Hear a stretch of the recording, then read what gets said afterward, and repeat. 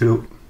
Comment je m'y prends pour faire mes doubles impressions sur Instagram, qui est une méthode spécifique. D'habitude, je fais plutôt en interne dans mes Fujifilm. La méthode que j'utilise, c'est l'application Snapspeed. Je vais déjà en exporter une version non retouchée qui me servira de base. Le plus souvent, j'utilise l'effet Retrolux. On voit là qu'il y a différentes possibilités de manipulation et les rayures, j'enlève complètement. La double impression va déjà être assez bordélique pour ne pas rajouter trop d'informations. Ensuite, je vais utiliser les deux petites croix qui sont ici. Ça fait un choix complètement au hasard sur tous les effets. Et si je veux mieux voir, j'appuie sur le point qui est sélectionné tout en bas. Ça me permet de voir l'image en entier. Pour chaque profil, 1, 2, 3, 4, 5, 6, 7, 8, 9, etc., il y a à l'intérieur une série d'effets différents. Et d'appuyer plusieurs fois dessus, ça permet de les faire pivoter. Ça va être mon choix, très bien. La fuite de lumière, je vais jouer dessus, je vais voir. Après, faut tester. Il y a aussi l'intensité du style. Ça joue pas mal sur la saturation. Le contraste fait disparaître beaucoup d'éléments, donc j'en enlèverai presque un peu parce qu'il faut de la matière. Ce qui est important, c'est pas de se retrouver avec une image comme je fais maintenant à 100, où il y a presque plus de densité, les lignes disparaissent parce que quand on va rajouter l'autre, on va en avoir besoin. En bas à droite, il y a la petite flèche, ça lui dit que je garde ça. Je vais appuyer sur exporter. J'appuie simplement sur enregistrer.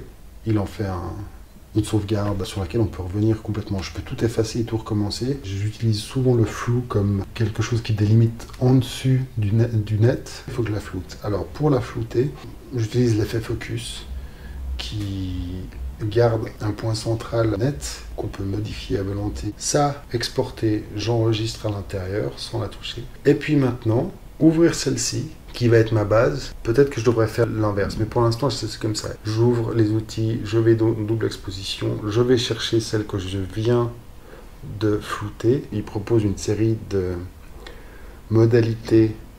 En tout premier, j'essaie de voir celle qui se rapproche le plus de quelque chose qui ressemblerait.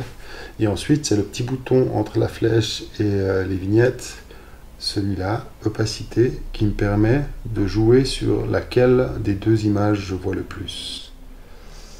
Je veux partir de celle que j'ai floutée avant. En général, ça donne pas tout à fait les mêmes résultats. Voilà, là elle est dessus, on voit que je peux la bouger. Ah ben voilà, j'ai tout de suite un truc un peu plus intéressant. Donc je l'agrandis un peu pour pouvoir bouger tout en n'ayant pas le cadre qui sort sur un bord. Le petit siglet qui est en haut à droite, ça te permet de voir avant-après. On peut faire ça ici en haut à droite ou je peux le faire simplement en appuyant sur l'image en plein centre. Ça fait la même chose. Après, des fois, il y a plusieurs options qui sont intéressantes, ça j'aime bien.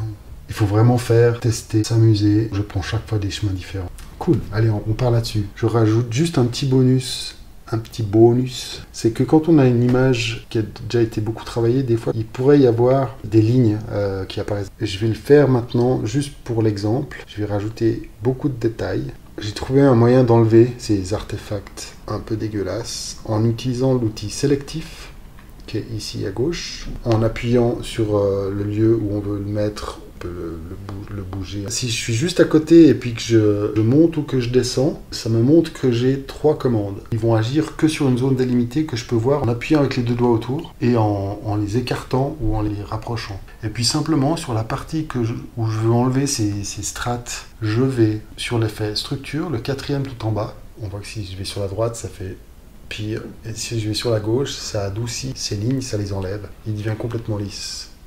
En bas à gauche, je sors de ce truc, et puis comme je sais que j'ai fait une manipulation là-dessus qui ne me plaisait pas, annuler, je retrouve mon image. Voilà, j'ai fini.